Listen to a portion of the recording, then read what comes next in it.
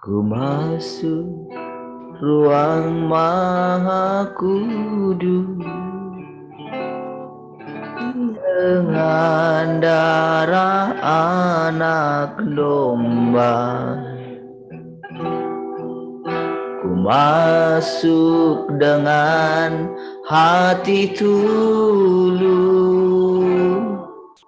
menyembah yang maha kuasa.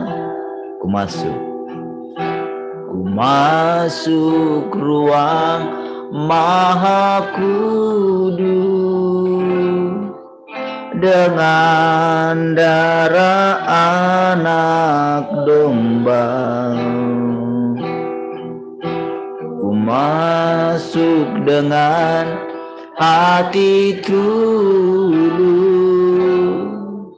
menyembah yang maha kuasa. Ku menyembahmu,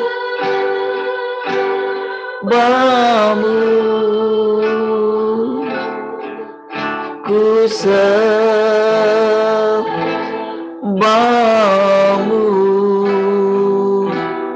ku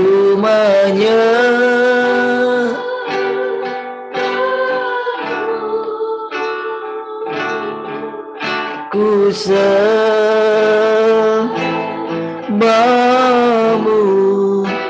sebab namamu kudus, kudus Tuhan, sebab namamu kudus, sebab namamu kudus, kudus Tuhan.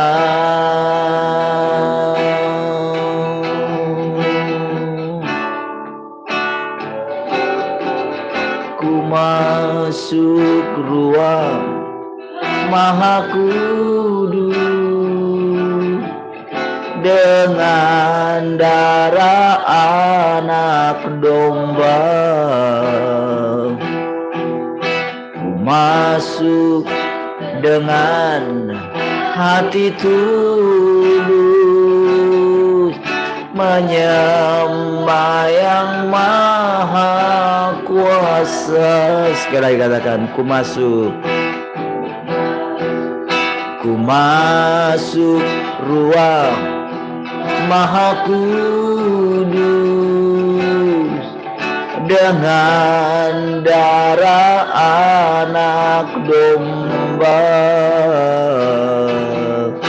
Ku masuk dengan hati tulus, menyembah yang maha kuasa. Ku menyembahmu,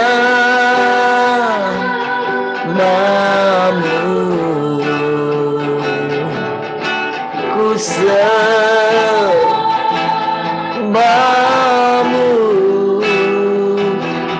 ku menyembahmu,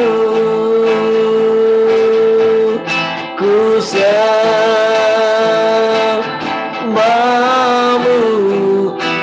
sebab namamu kudus, kudus Tuhan. Ku menyembahmu Tuhan, ku menyembahmu, ku sembahmu,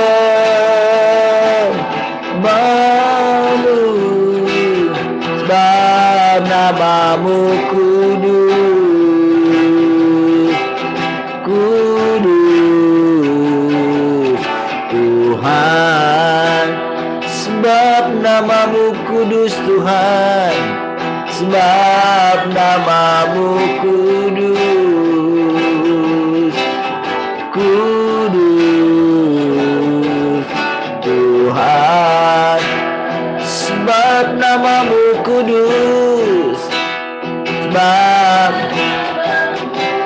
Engkau kudus Tuhan, kudus Tuhan. Kami menyembah-Mu dengan ketulusan, dengan kebenaran. Pagi hari ini kami persembahkan tubuh ini untuk menyembah-Mu Tuhan.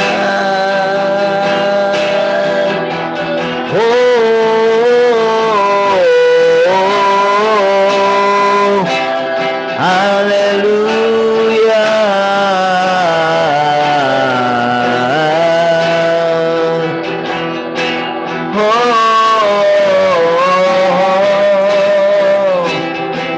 Kau layak Tuhan, Kau layak.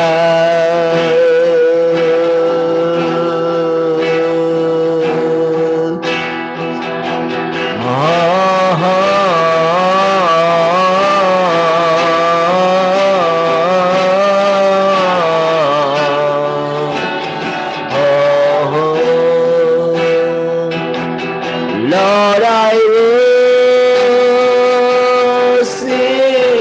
you. I worship you. Lord, I worship you. I worship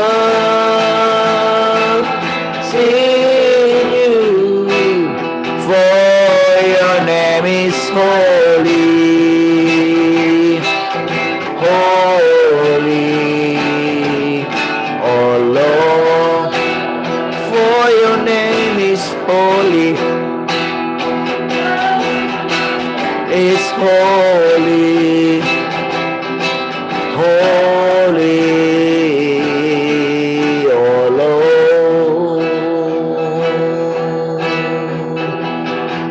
Sebab nama-Mu kudus, kudus Tuhan. Terima kasih Tuhan.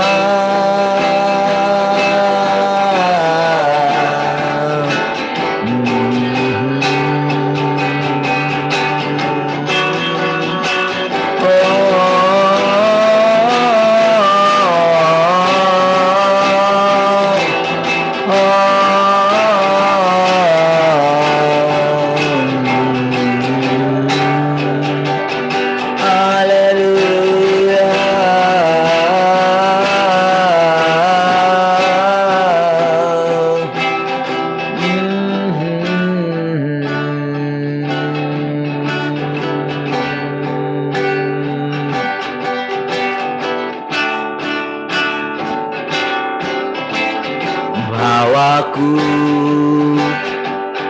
ke gunung kudus-Mu, di tempat kediaman-Mu. Biar kemuliaan melingkupi hidupku, dan jiwaku kan dipuaskan. Hanya dekat-Mu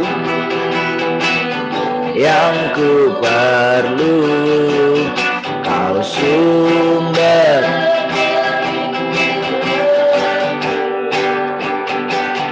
dan Kau yang ubahkan air mataku jadi lembah yang bermata air.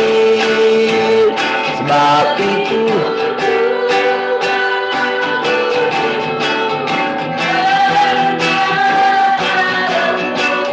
mulutku kan selalu puji-Mu dan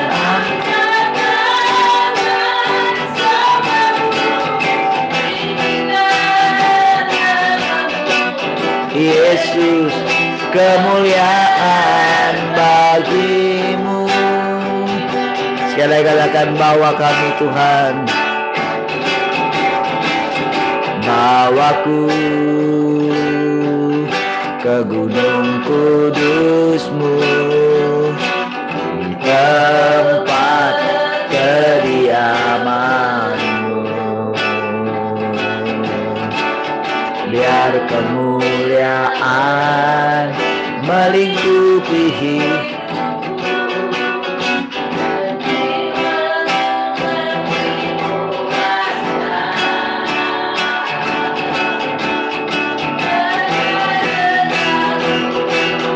Itu yang ku perlu, Kau sumber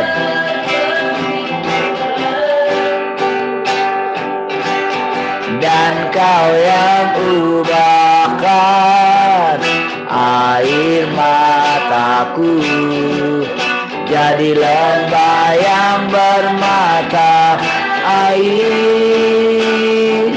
Sebab itu ku memuji-Mu, Engkau Allahku, mulutku kan selalu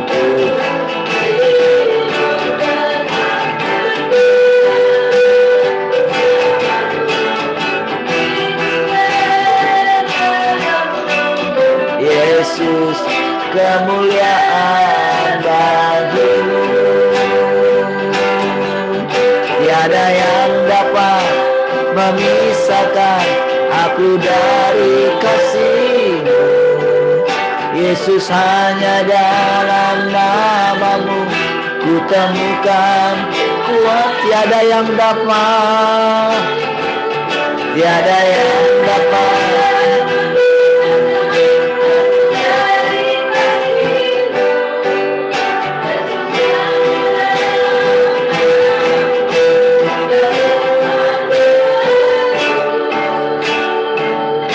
sebab itu ku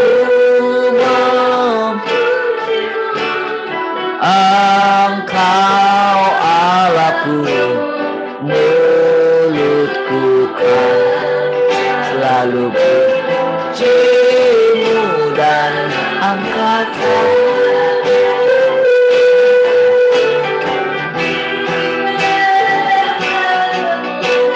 Yesus, kemuliaan bagi-Mu. Yesus, kemuliaan bagi-Mu. Yesus, kemuliaan.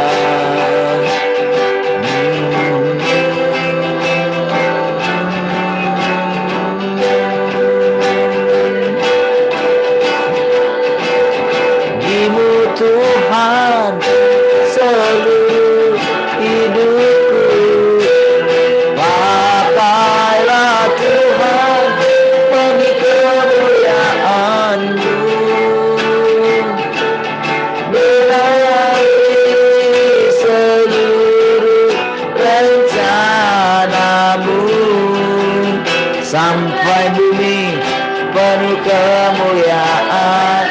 Bagi-Mu Tuhan, bagi-Mu Tuhan, seluruh hidupku pakai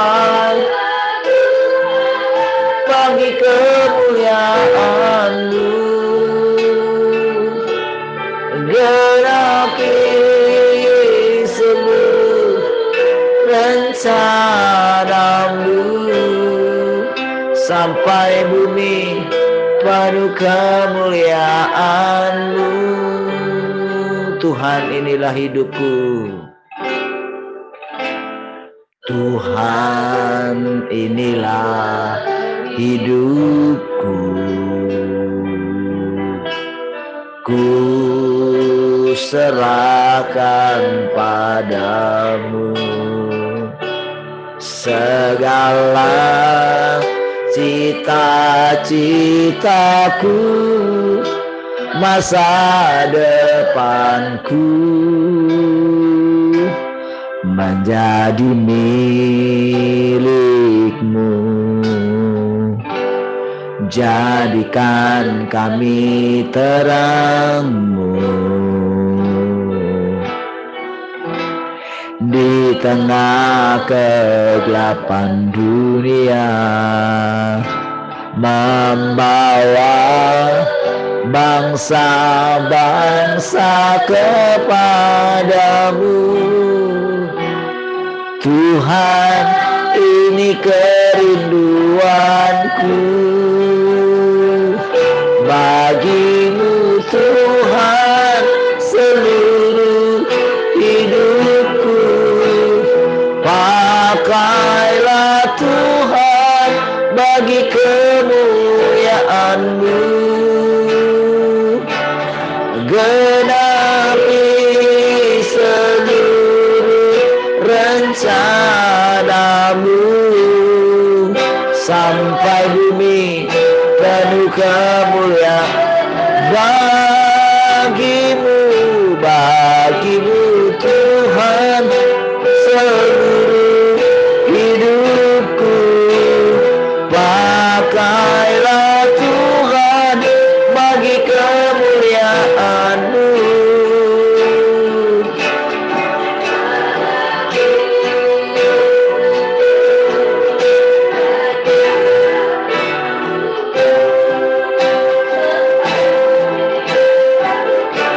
Sekali lagi katakan, bagi-Mu, Tuhan.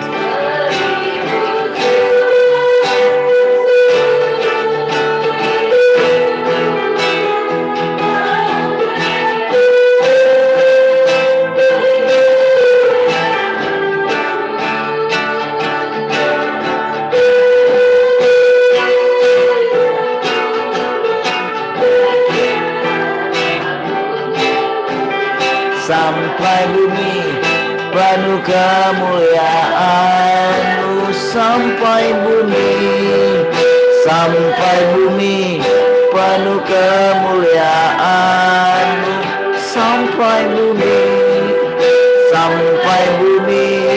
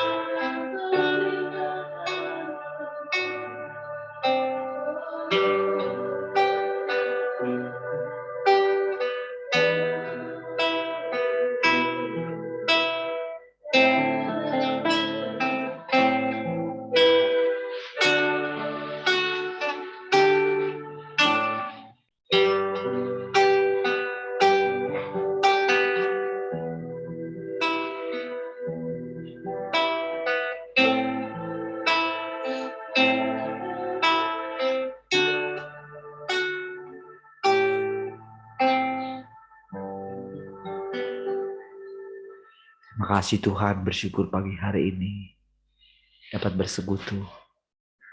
Terima kasih Tuhan, kalau kami dapat memandang Engkau. Terima kasih Tuhan, kalau kami dapat mempersembahkan hati kami kembali kepadamu. Kiranya kami dapat menyenangkan hati-Mu ya Tuhan. Oh, kami bersyukur Tuhan. Mari silahkan Engkau boleh terus menyatakan pekerjaan-Mu di dalam kami Tuhan. Sehingga kami menjadi selaras dengan Engkau setiap waktu. Terima kasih Tuhan, kami bersyukur dalam persekutuan ini. Terpujilah Engkau Tuhan. Mari semua yang mengasihi Tuhan sama-sama katakan, amin.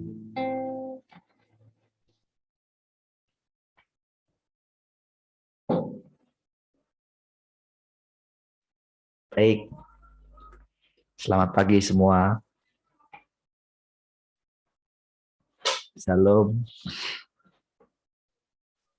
Halo, selamat pagi semua. Halo, selamat pagi semuanya. Bagaimana kabarnya pagi ini?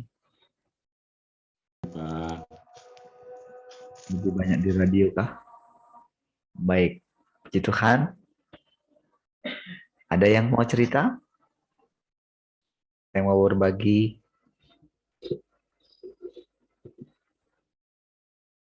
Salam semua teman-teman yang di radio ya.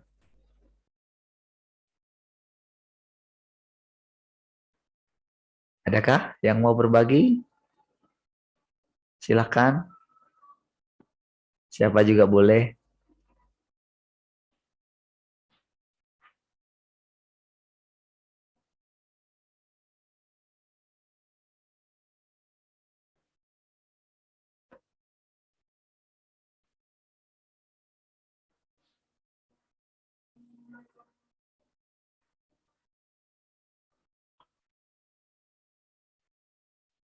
Oke. Tidak adakah?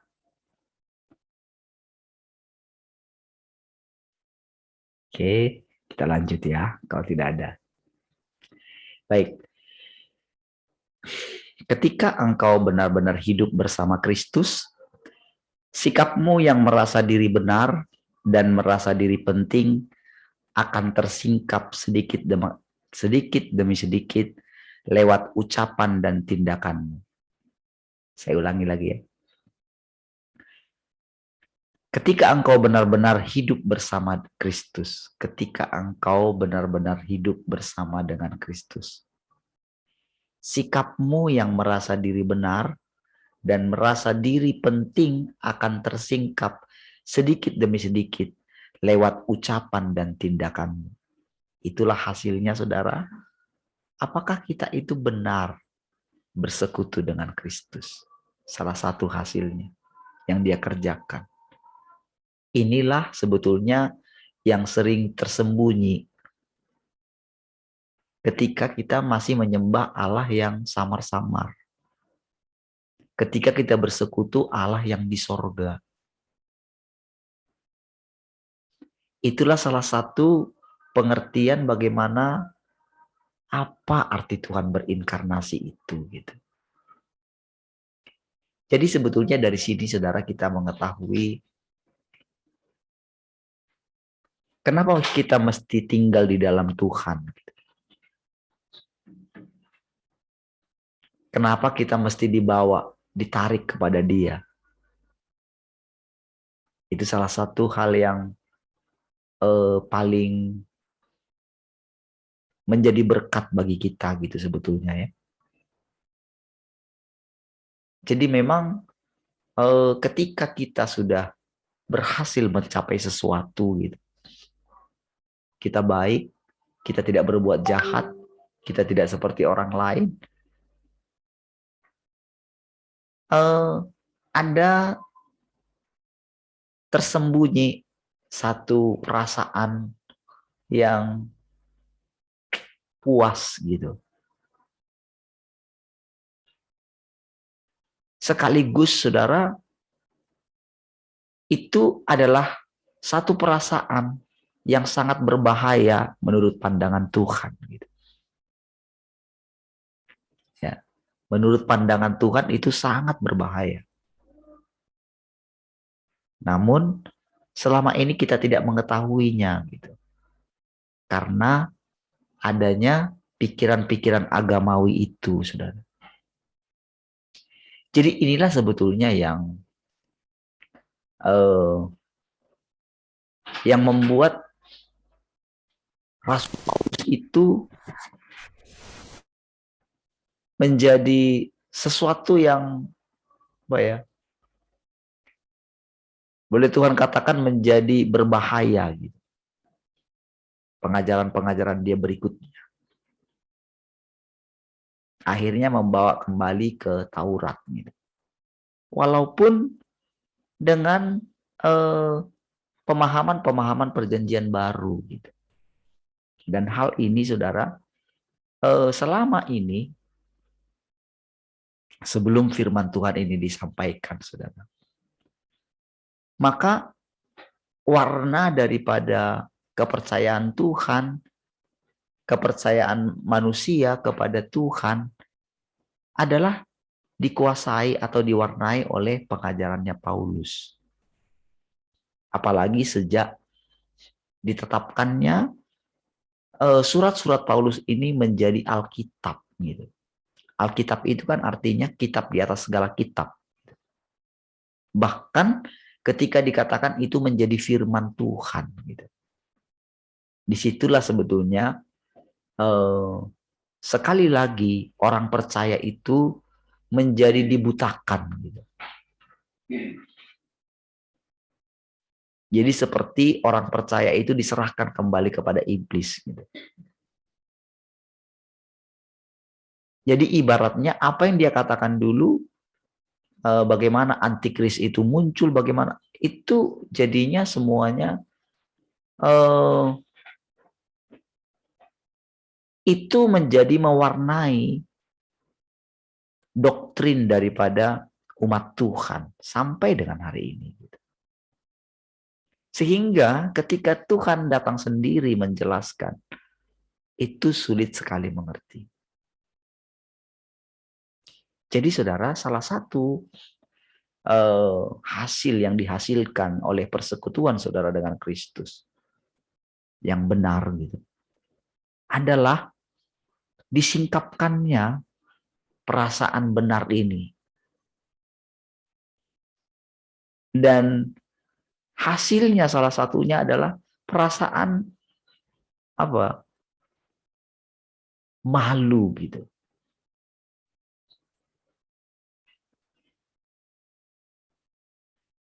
Karena Tuhan itu justru tidak menganggap kesetaraan dengan Allah sebagai milik yang harus dipertahankan.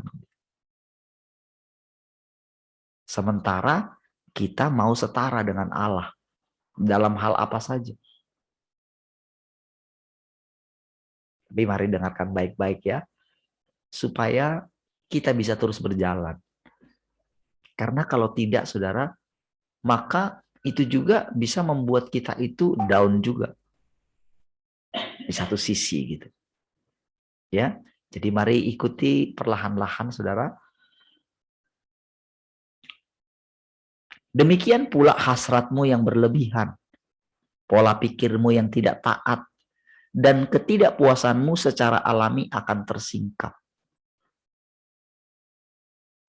Ketidakpuasan secara alami terhadap banyak hal gitu. Terhadap anak-anak kah? Terhadap orang lain kah? Terhadap sesama hamba Tuhan kah? Terhadap negara ini kah? Terhadap apa saja? Ada ketidakpuasan gitu secara alami. Jadi itu muncul gitu. Dan sedang diperhadapkan kepada kita. Jadi saudara, setiap kali nantinya kita bersekutu dengan Tuhan, apalagi kita membaca firman Tuhan ini saudara, itu rasanya dalam hati kita itu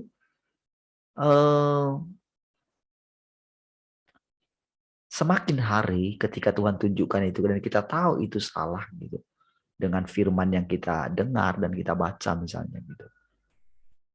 Maka di dalam hati kita itu ada satu roh yang berjaga-jaga senantiasa gitu. Ketika Tuhan munculkan, Tuhan.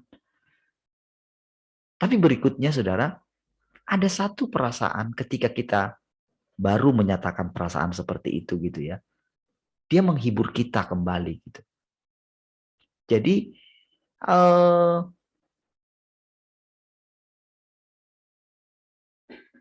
ketika bangsa Israel pertama kali mendengarkan suara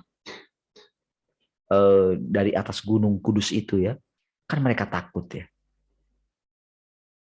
Dan Musa karena dia sudah terbiasa dengan kekudusan Tuhan, dengan suaranya gitu, ketika dia dipanggil, bahkan peristiwa pertama ketika dia mau menghampiri semak yang terbakar itu, saudara, kan dia mendengarkan suara, jangan Musa, tanah yang kau injak itu kudus, gitu. Tanggalkan kasutmu. Jadi Musa sudah punya pengalaman dengan Tuhan sehingga dia memberikan nasihat kepada umat Tuhan, jangan takut. Kayak waktu itu saudara itu gemetar sekali. Kan pada waktu itu saudara Musa sangat senang sekali. Oh nanti kalau mereka ini mengalami perjumpaan dengan Tuhan, oh nanti mereka ini aku nggak sulit lagi membimbing mereka. Karena Musa itu kayak satu orang gitu loh. Nggak ada yang mengerti dia. Tak ada orang-orang di sekitar dia yang boleh dikatakan yang memiliki hati yang tulus gitu. Selalu memang saudara, kalau seseorang itu dipilih Tuhan, selalu memang dia merasa sendiri. Lihat saudara di dalam Alkitab, selalu demikian. Yusuf sendirian, Daud sendirian, gitu. Elia sendirian, gitu. Merasa sendiri. Musa merasa sendiri.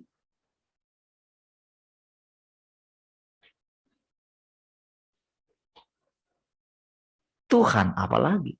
Tuhan Yesus. Dia sudah punya murid. Dia sudah menyatakan firman-Nya kepada mereka. Harapan dia, mereka cepat belajar. Tetapi saudara, dia mengetahui betapa sulitnya orang bisa mengikuti Tuhan secara sederhana gitu.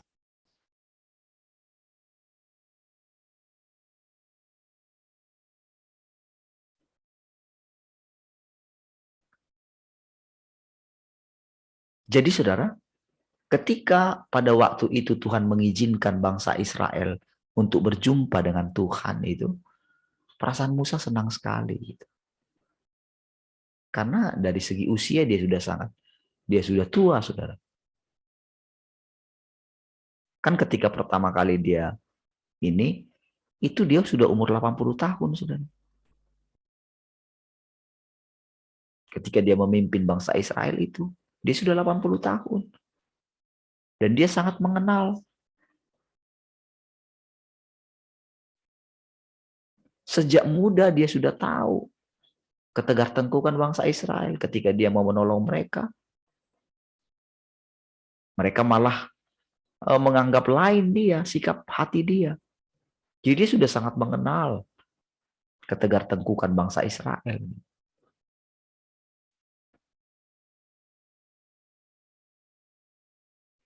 Tetapi sekaligus dia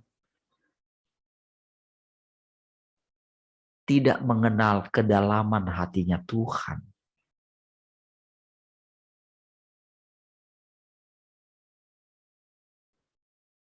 Disinilah saudara terkadang kita harus duduk di kaki Tuhan. Yunus gagal, saudara. Karena hatinya terlalu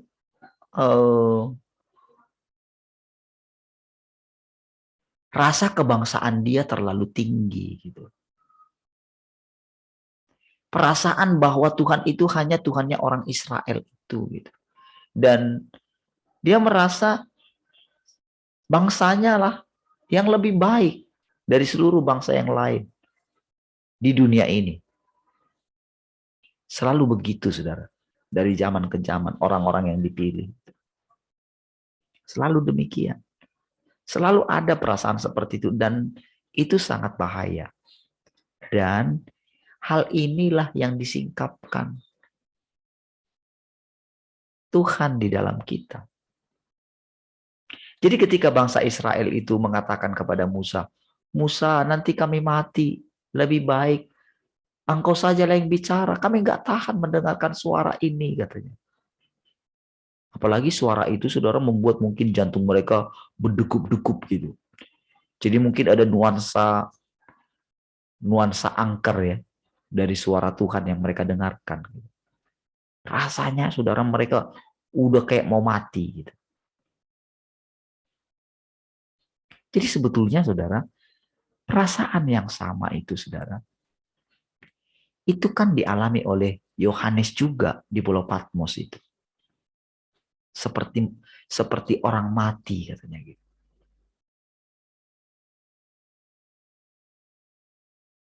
Jadi perjumpaan kita dengan Kristus, karena kita ini manusia yang di dalamnya ada wataknya si jahat gitu.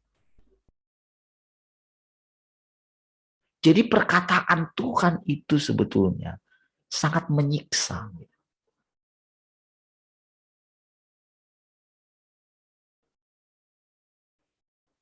Tetapi sekaligus juga menghibur gitu.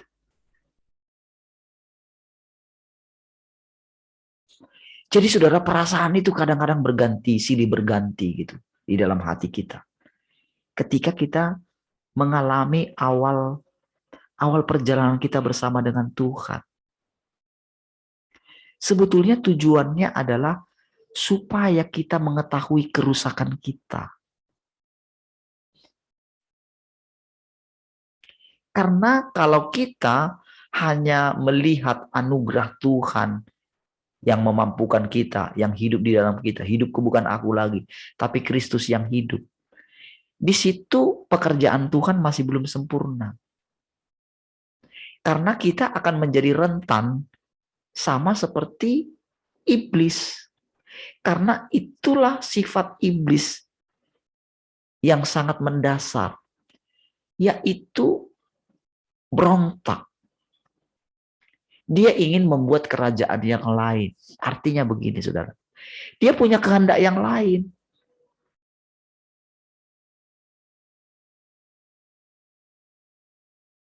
Dia pengen bentuk negara yang lain. Di luar kerajaan Allah.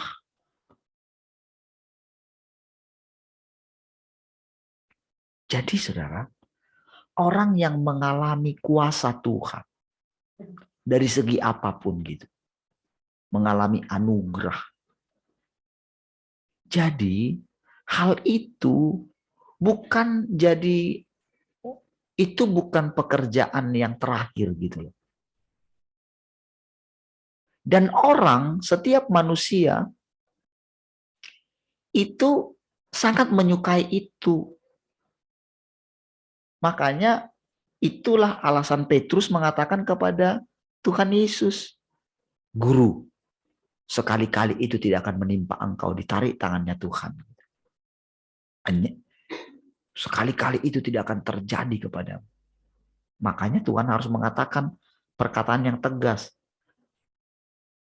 Saudara, kalau kita manusia, tak mungkin berani mengatakan, enyahlah engkau iblis. Hanya Tuhan yang berani.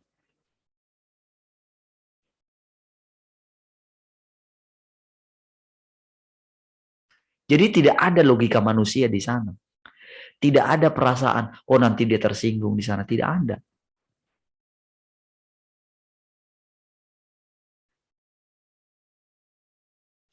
Makanya ketika Tuhan mengatakan kepada bangsa Israel, kepada Musa, semoga hati mereka tetap demikian, katanya. Jadi saudara, justru memang saudara, ketika manusia itu memakan pohon pengetahuan yang baik dan yang jahat itu, justru cara itulah cara yang terbaik.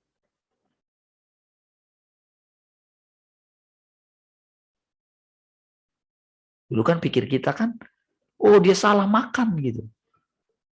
Bukan. Suatu saat pasti akan makan mereka itu. Jadi jangan kita menyangka, oh nanti ketika mereka makan, oh kita kan lebih baik. Tetapi kan masih ada keturunan yang lain. Setelah itu nantinya. Kita menyalahkan Adam di situ. Tuhan nggak menyalahkan Adam dalam hal itu. Tidak. Perhatikan baik-baik.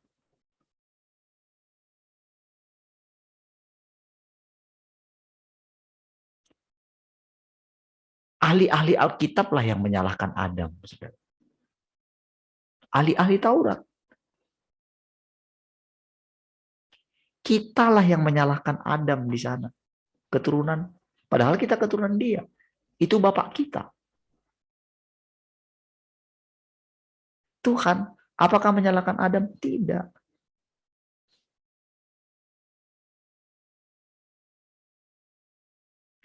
Yang disalahkan apa, saudara? Ketika mereka saling menyalahkan.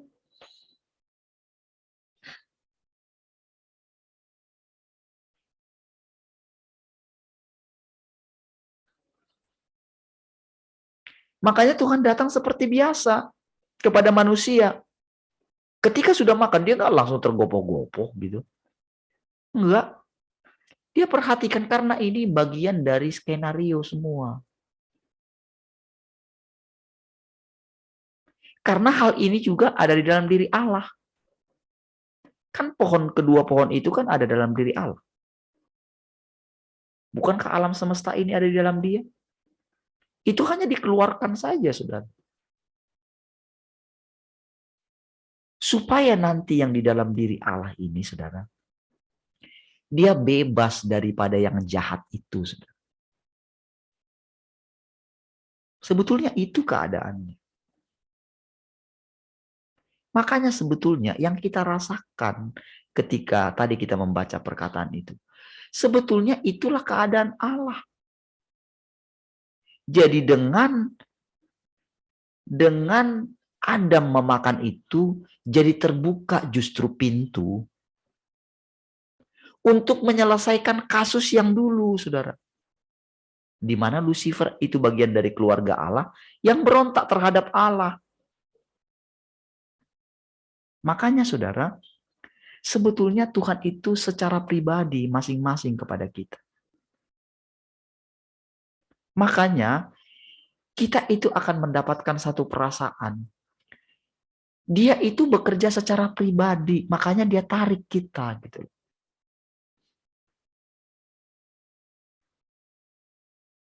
Makanya dia bilang cari dahulu kerajaan Allah. Utamakan kerajaan Allah. Seek first. Dan kebenarannya. Jadi saudara, setiap hari ini saudara,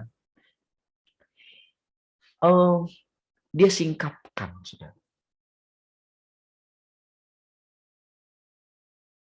Jadi ketika saudara mendengarkan setiap perkataan, hargailah saudara. Bagaimana menghargainya? Saudara harus menjadikan itu menjadi harta saudara. Saudara harus menjadikan itu jadi hobi baru saudara. Kalau saudara punya hobi yang lain, saudara harus berani meninggalkannya.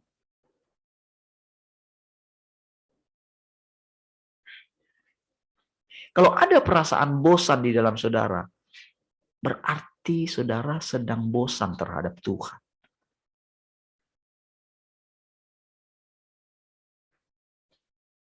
Kalau saudara sampai hari ini belum bisa menemukan setiap perkataan itu dan rasanya itu benar-benar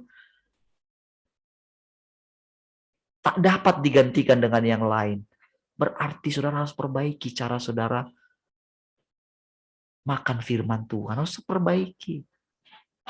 Cara saudara memandang Tuhan pun harus saudara perbaiki. Cara saudara bertobat pun harus perbaiki, saudara. Jadi ketika saudara mendengarkan ini, oh saudara rasanya mungkin belum menemukan. Itu karena di dalam kita itu saudara. Sudah ada gagasan yang sangat kuat. Yang sulit kita buang, saudara. Dan itu masalah. Perasaan inilah yang dimiliki oleh Musa. Ketika bangsa Israel itu menolak untuk berjumpa dengan Tuhan.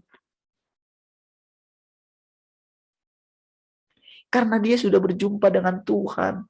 Bahkan ketika dia minta, perlihatkan kemuliaan-Mu. Padahal harusnya nggak bisa. Tapi Tuhan mau perlihatkan kemuliaan-Nya, saudara.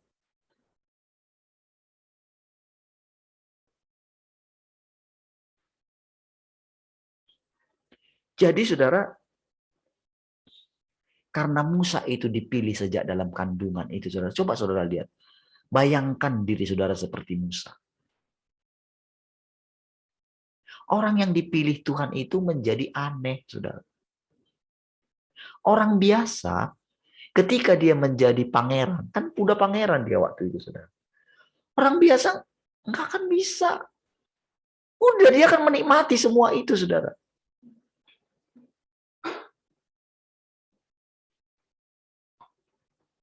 Jadi karena kita dipilih Tuhan, pilihan kita berbeda dengan dunia ini, saudara.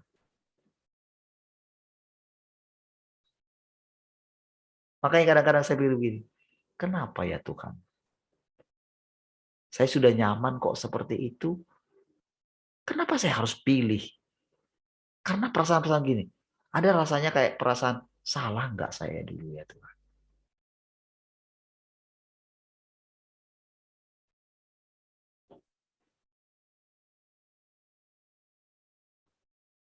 Ketika memilih pilihan-pilihan yang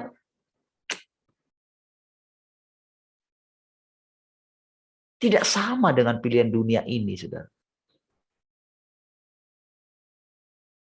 Dan ketika milih itu pun bukan jadi merasa lebih baik. Justru saya melihat di dalam diri saya seperti yang dikatakan tadi itu, saudara. Merasa diri lebih baik dari orang lain. Dari perkataan saya yang saya ucapkan. Gitu. Itu bergejolak terus, saudara. Tetapi tahukah saudara? Ada satu yang berhasil dikerjakan Tuhan dalam diri saya. Apa itu, saudara? Bisa duduk terus di kaki Tuhan. Saya bilang itu kasih karunia luar biasa.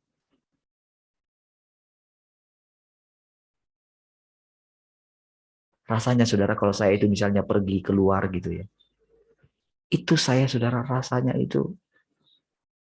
Saya kan misalnya lagi pergi keluar sampai jam berapa gitu di luar gitu ya. Itu tahu nggak? Itu dalam hati saya kan bilang begini, Tuhan. Nanti kalau saya pulang, saya harus doa lagi, harus ini. Saya pengen ini lagi, menenangkan diri. Saya ngomong lagi dengan engkau. Perasaan seperti itu saudara, setiap hari. Saudara. Apalagi kalau sudah dalam kondisi seperti itu ya. Merasa benar tadi itu. Apalagi ketika Tuhan katakan itu berbahaya. Mari kita lanjut ya. Supaya kita mengerti kedalaman dari perkataan ini. Dan saudara mintalah Roh Kudus saudara menerangi hati saudara. Berdoalah diam-diam saudara. Baik. Akhirnya kecongkakanmu akan menjadi jauh lebih besar.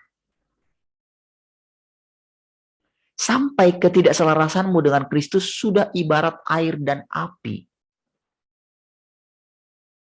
Wow, itu sudah sangat bertentangan sekali kan.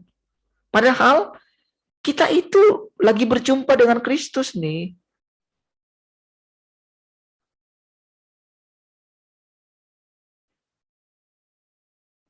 Dan setelah itulah naturmu akan tersingkap sepenuhnya.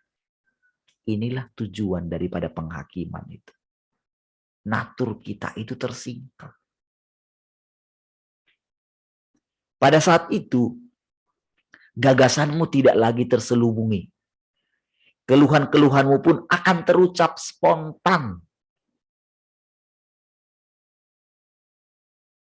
Dan kemanusiaanmu yang hina akan tersingkap sepenuhnya.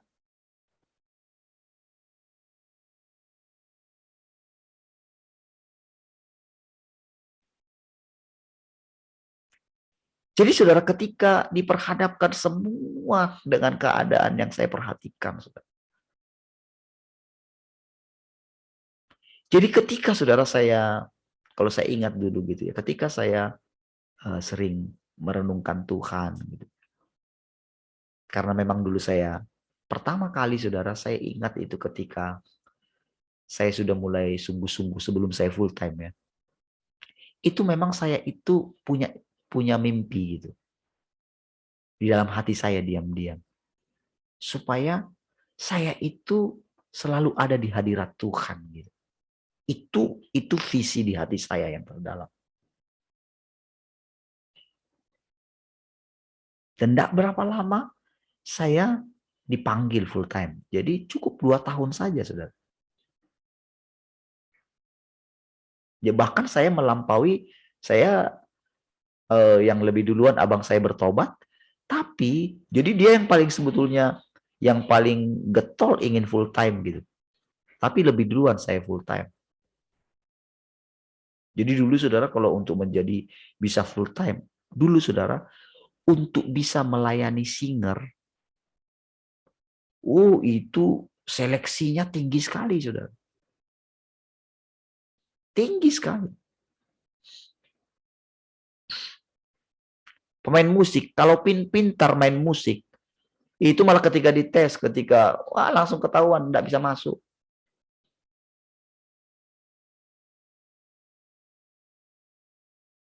Itu strikingly sekali, saudara. Worship leader. Suaranya bagus. Pernah, saudara, sudah dijadwal semua, jadwal worship leader, semua sudah dijadwal. Diganti semua. Pas waktu habis doa pagi. Wah, saya pun pada waktu itu turun jadi worship leader, saudara.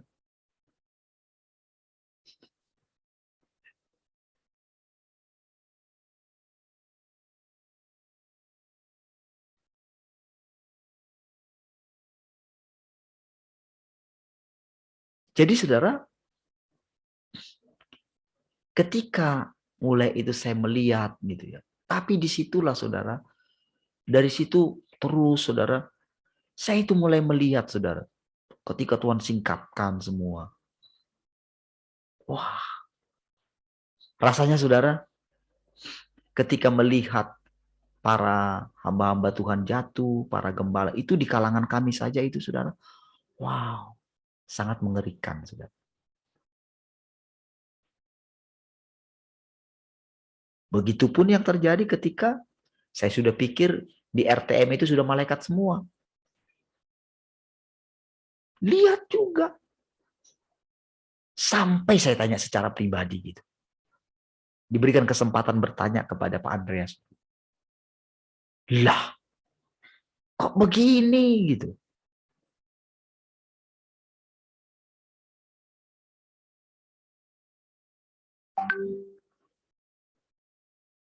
Tapi ketika mendengarkan ini, saudara, perkataan-perkataan ini, saya baru ternyata memang Tuhan sedang ada di antara kami. Cuman tidak disadari. Karena anggapan orang, Tuhan ada di antara kita, membuat kita jadi ini, jadi lebih lembut, jadi begini. Itu anggapan kita. Lalu kita berusaha terus seperti itu. Tetapi justru itu tidak membongkar siapa sebetulnya Bapak kita. Itu nggak membongkar. Justru menutupi. Justru itu adalah usaha kita seperti Adam. Menutupi ketelanjangan kita. Disitulah saudara, akhirnya banyak orang menjadi munafik. Pakai topeng jadinya.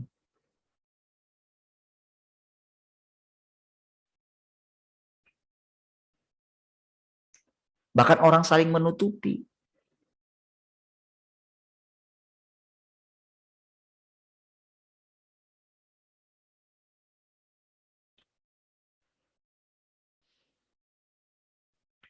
Kendati demikian, engkau tetap saja menolak mengakui pemberontakanmu sendiri. Yakin bahwa Kristus yang seperti ini tidak gampang diterima oleh manusia. Bahwa dia terlalu menuntut terhadap manusia. Dan bahwa engkau akan tunduk sepenuhnya jikalau dia adalah Kristus yang lebih ramah. Engkau semua percaya bahwa pemberontakanmu itu bisa dibenarkan. Bahwa engkau semua hanya memberontak terhadapnya ketika dia mendesakmu terlalu jauh.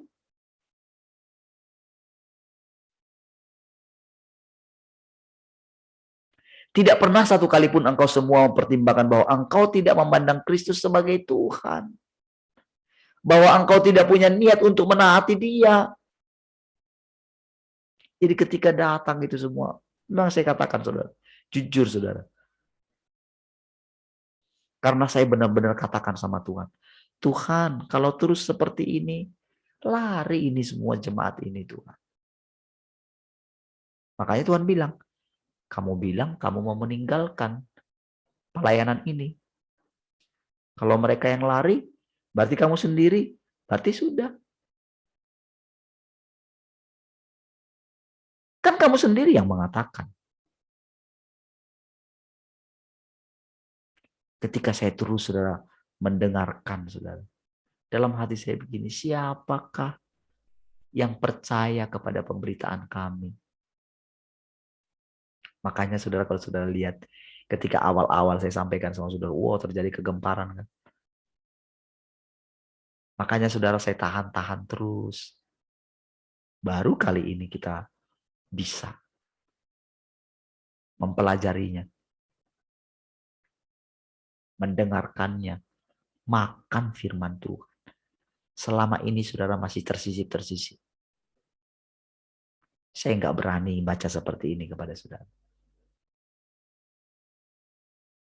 Karena itu. Tapi puji Tuhan saudara. Apapun itu, kita sudah boleh menikmatinya saudara. Dan di saat seperti inilah saudara akan menemukan kebebasan yang sejati di dalam Tuhan. Kemerdekaan yang sejati. Disinilah saudara akan menemukan Tuhan yang penuh kasih itu saudara.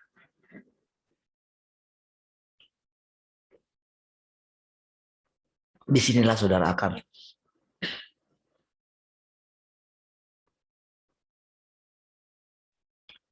melihat kehidupan yang sesungguhnya. Saat-saat inilah saudara akan mengerti apa itu hidup yang kekal.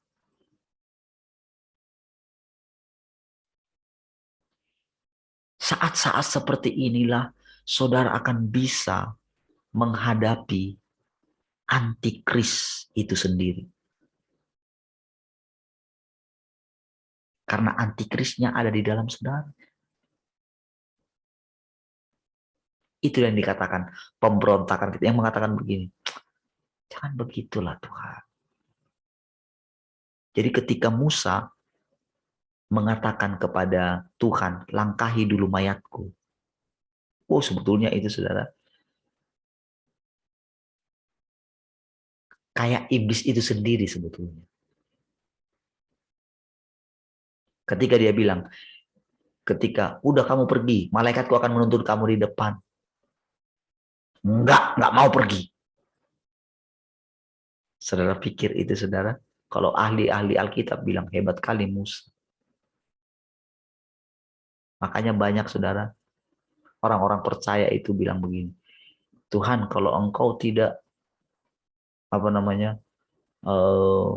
berkati aku kali ini, maka tidak ada Tuhan-Tuhanan lagi. Makanya banyak mereka itu menginginkan doa Yabes. Di masa itu oke. Tapi saudara lihat Abraham ketika Tuhan bilang, ketika dia bersyafaat, terakhir kalinya apa perkataannya saudara? Coba saudara yang diulang-ulang dia. Aku mohon Tuhan. Mungkin aku lancang ngomong kali ini. Padahal dia bersyafaat.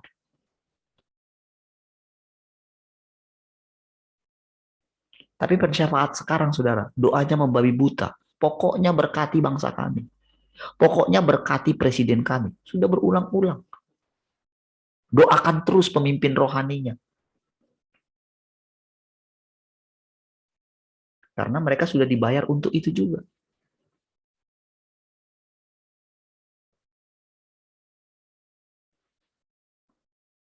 Karena mereka menganggap diri mereka itu sedang melakukan pelayanan untuk Tuhan.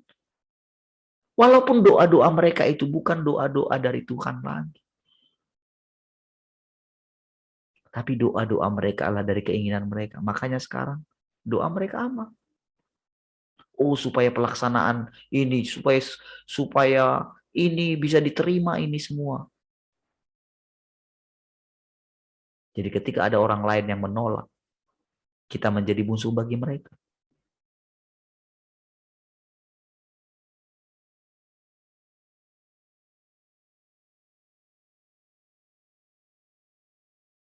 Saya perhatikan itu talk show itu ya, kalau mereka lagi pakai masker gitu ngomong gitu. Itu si pemandunya bilang begini. Sudah Pak, lepas. Di sini boleh lepas kan. Karena suara Bapak itu jadi bindeng katanya. Jadi nggak jelas katanya. Artikulasinya jadi nggak jelas. Dibuka akhirnya. Tapi ketika kita bilang di gereja,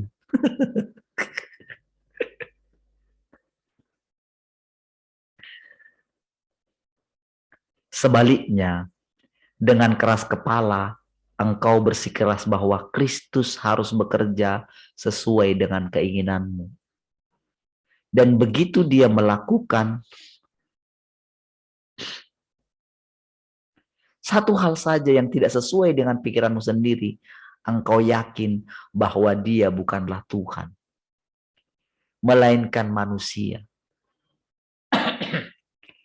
Saudara, itu pada waktu ini kan dituliskan, itu kan pada waktu mereka bersama-sama ya.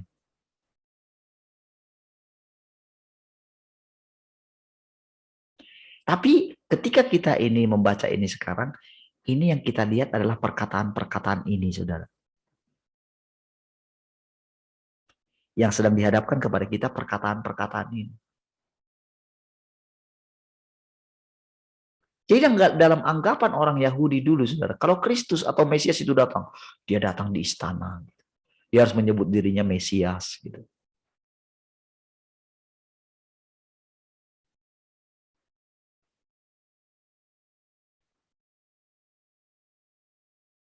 Dia harus mungkin, dia mungkin dari perawakan gagah gitu.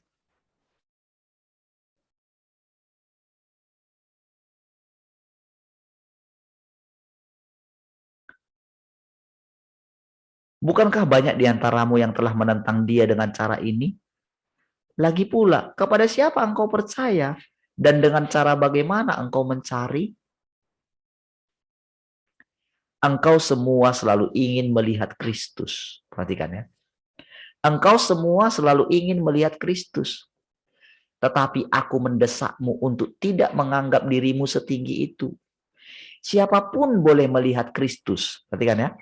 Siapapun boleh melihat Kristus. Tetapi tidak ada yang benar-benar layak untuk melihat Kristus. Artinya begini. Kalau kita bisa menjadi seperti ini, itu karena pilihan. Jangan sampai pilihan Tuhan itu justru membuat kita itu jadi orang yang sangat dibenci oleh Tuhan. Karena kejadian itu akan berulang seperti yang dulu lagi. Jadi harusnya saudara, Alkitab itu, kisah yang ada di Alkitab itu jadi pelajaran. Supaya kita jangan jatuh ke dalam kesalahan kesombongan. Karena pilihan Tuhan. Kita pikir kita bisa menjadi seperti ini karena kita ada unsur kita. Memang benar akhirnya kan kita jadi ini kan.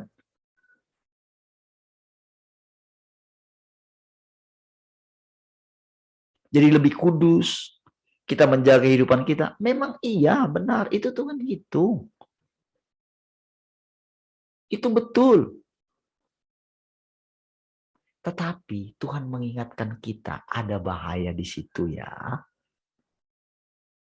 Jadi itulah sebabnya kita diizinkan mengalami penolakan demi penolakan. Kita diizinkan memperhatikan orang lain, orang-orang fasik yang nampaknya hidup bahagia.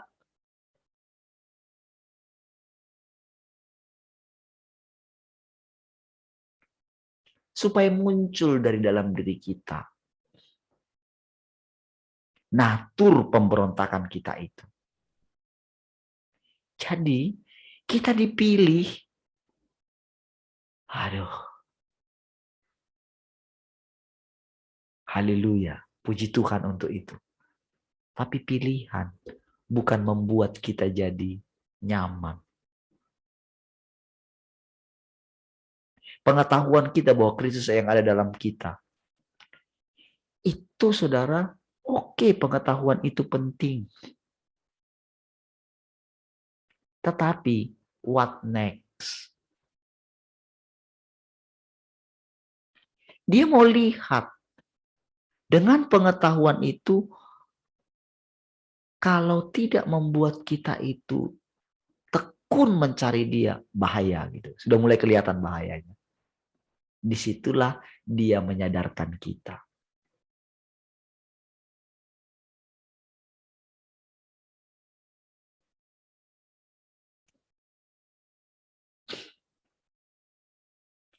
Jadi tidak ada yang benar-benar layak untuk melihat Kristus. Karena natur manusia syarat dengan kejahatan. Pada saat engkau melihat Kristus,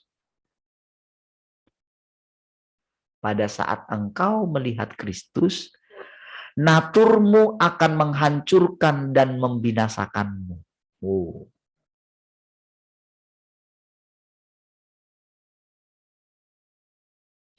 Hubunganmu dengan seorang saudara atau saudari mungkin tidak memperlihatkan banyak tentang dirimu. Tetapi tidak sesederhana itu ketika engkau berhubungan dengan Kristus. Kapanpun gagasanmu bisa berakar. Kecongkakanmu mulai bertunas. Dan pemberontakanmu menghasilkan buah ara. Bagaimana mungkin engkau dengan kemanusiaan yang seperti itu layak untuk bersekutu dengan Kristus? Apakah engkau sungguh-sungguh mampu memperlakukan dia sebagai Tuhan di setiap saat, setiap harinya? Menjadikan dia Tuhan. Akankah engkau sungguh-sungguh memiliki kenyataan tunduk kepada Tuhan? Di dalam hatimu engkau semua menyembah Tuhan yang tinggi luhur itu sebagai Yahweh. Tetapi menganggap Kristus yang kelihatan itu sebagai manusia. Akalmu terlalu rendah dan kemanusiaanmu terlalu hina. Engkau semua tidak mampu untuk selalu memandang Kristus sebagai Tuhan. Hanya kadang-kadang saja. Saat engkau ingin melakukannya, barulah engkau semua berpegang kepadanya dan menyembahnya sebagai Tuhan. Inilah sebabnya kukatakan bahwa engkau semua bukan orang yang percaya kepada Tuhan, melainkan komplotan orang-orang yang menentang Kristus. Bahkan manusia yang menunjukkan kebaikan kepada sesamanya menerima balasan. Tetapi Kristus yang telah melakukan pekerjaan seperti itu di tengah-tengahmu tidak menerima baik kasih maupun balasan ataupun ketundukan manusia. Bukankah ini hal yang sangat memilukan? Kita berbuat baik kepada orang lain, kita akan menerima perbuatan baik juga dari orang lain, siapapun dia.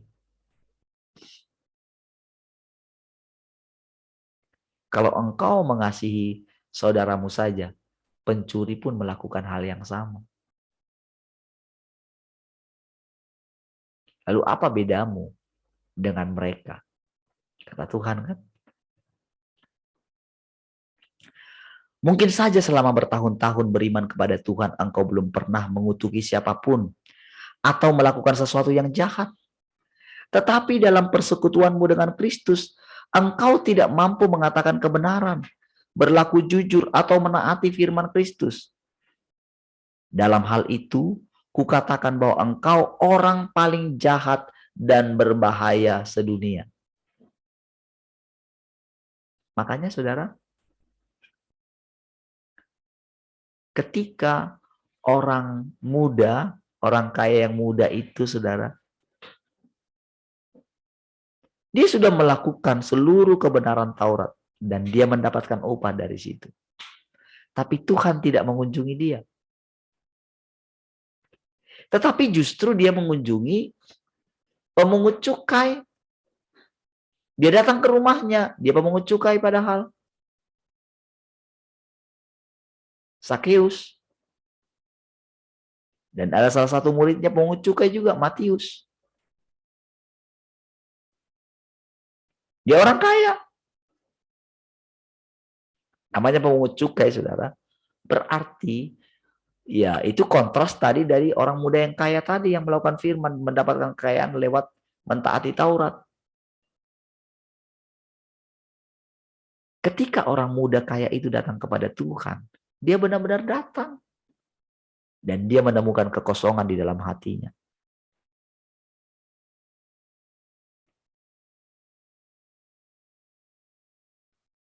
Tetapi Tuhan tidak berurusan seperti itu kepada Yusuf dari Arimatea. Yusuf dari Arimatea itu tetap orang kaya. Dia tidak mempermasalahkan itu. Karena itu dia butuhkan. Kekayaan dia butuhkan untuk melayani Tuhan, menurunkan dia dari situ. Yusuf dari Arimatea itu berani berhubungan dengan pemerintahan. Disitulah kita melihat, saudara, Tuhan berdaulat di atas semuanya. Kita tidak boleh menyamakan semua. Hal inilah yang membuat kita bisa tenang di hadapan Tuhan. Makanya ketika saya katakan ini kepada saudara, saudara tetap Tuhan yang mengerjakan di dalam saudara. Jadi, sebagai satu tanda apakah saudara benar berjumpa dengan Kristus, semakin dalam akan Dia, maka saudara akan menemukan firman ini. Tergantung saudara. Kapan saudara mau mengalami perjumpaan yang sesungguhnya?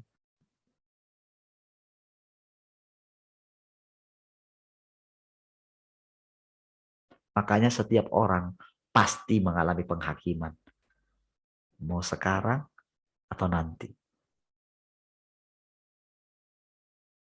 Tetapi akan semakin sulit ketika saudara sudah mulai mendengarkan seperti ini. Makanya di ayat lain akan ada perkataan begini. Jangan kamu menganggap, oh karena kamu ada di sini, kamu bisa terus di sini. Jadi dalam perkataan itu ada perkataan enyah dari sini. Kamu nggak boleh lagi ada di sini kan. Buduh. Kalau saya dulu kali itu, Tuhan. Tapi tahukah saudara, mereka tetap. Karena apa? Mereka nggak bisa lari. Karena begitu mereka lari, itu saudara perasaan mau mati itu saudara mencengkeram mereka. Akhirnya mereka tunduk lagi, mendengarkan lagi setiap perkataan. Lalu datang lagi perkataan yang menghibur. Rasanya. Oh, ketika saya membayangkan ya ada di antara mereka gitu ya. Karena saya juga merasakan hal yang sama gitu.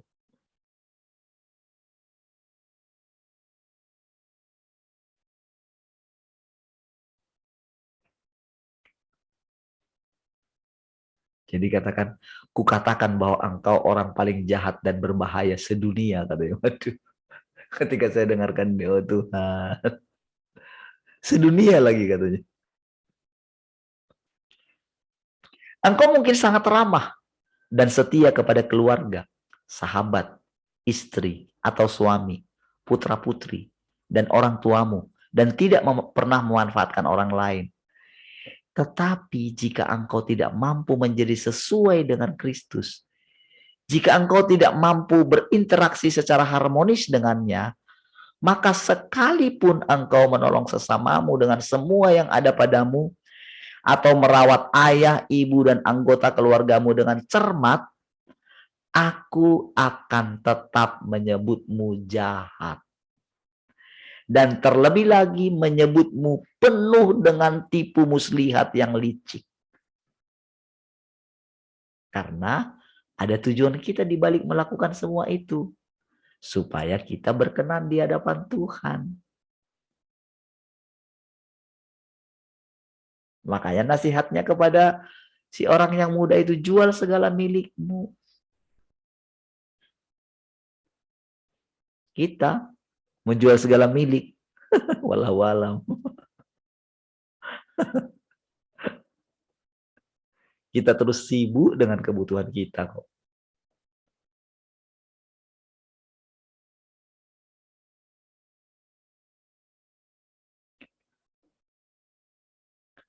Jangan merasa dirimu sesuai dengan Kristus hanya karena engkau bisa bergaul dengan orang lain atau melakukan beberapa perbuatan baik. Apa kau kira niat beramalmu bisa membuatmu menerima berkat-berkat surgawi? Apa kau pikir melakukan beberapa perbuatan baik dapat menjadi pengganti ketaatanmu?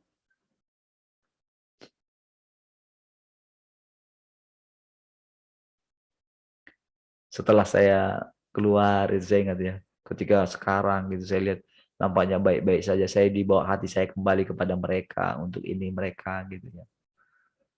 Makanya pas kemarin masalah menghadiri itu saudara, itu disingkapkan loh hati saya gitu. Disingkapkannya gimana saudara?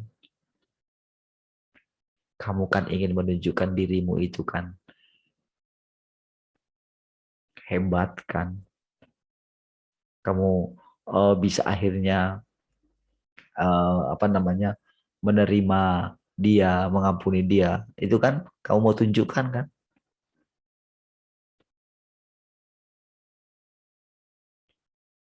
Tapi ketika saya berani mentaati, saya tidak harus pergi ke sana gitu. Karena masalah membuat dia bertobat, itu urusan Tuhan, bukan urusan saya. Dan ketika Tuhan tunjukkan dalam sidang MD itu, di situ benar-benar sudah dalam hati saya, kamu lihat kan? Coba seandainya kamu pergi.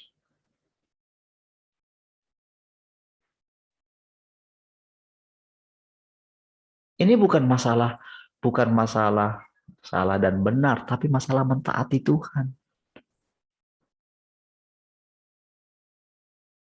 Jadi kadang saudara kita tertipu dengan kasih kita sendiri.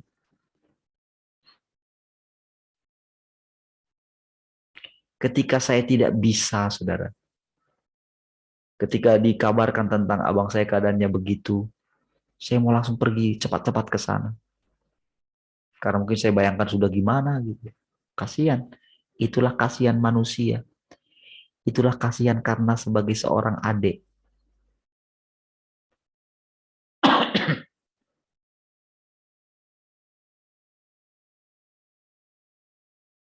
Tetapi ketika saya lihat, kamu lihat sendiri kan?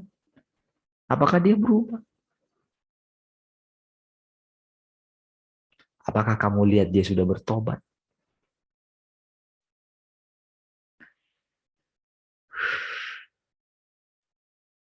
Salah lagi ya Tuhan.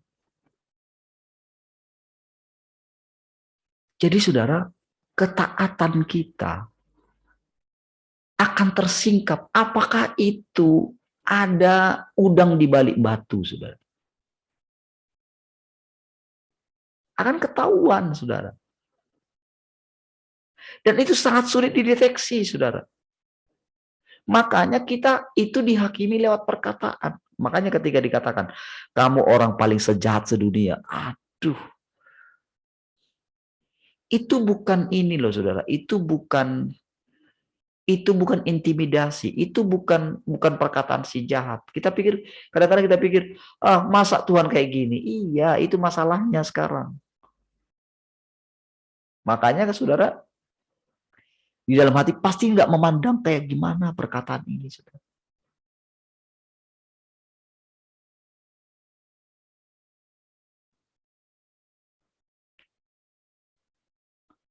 Tidak seorang pun di antaramu mampu menerima penanganan dan pemangkasan, dan engkau semua merasa sulit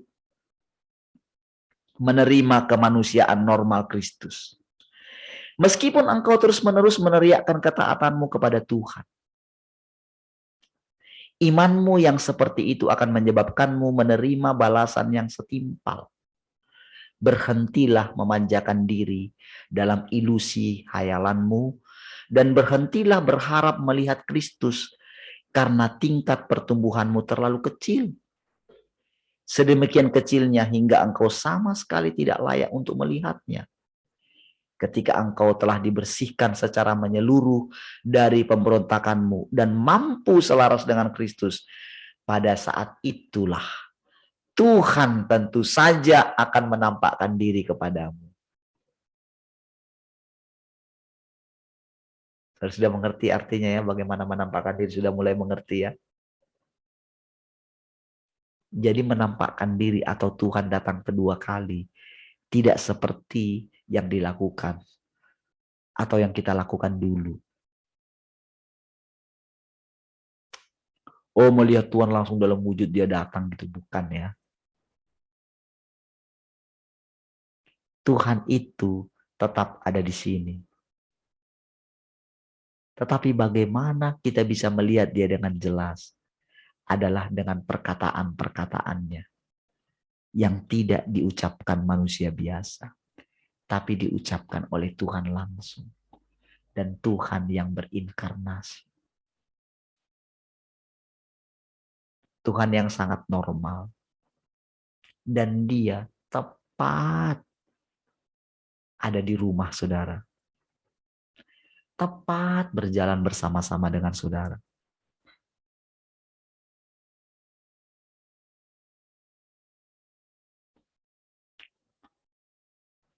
Jika engkau bermaksud melihat Tuhan tanpa mengalami pemangkasan atau penghakiman, maka engkau pasti akan menjadi lawan Tuhan dan ditetapkan untuk dibinasakan. Oke, saya hentikan sampai di sini ya.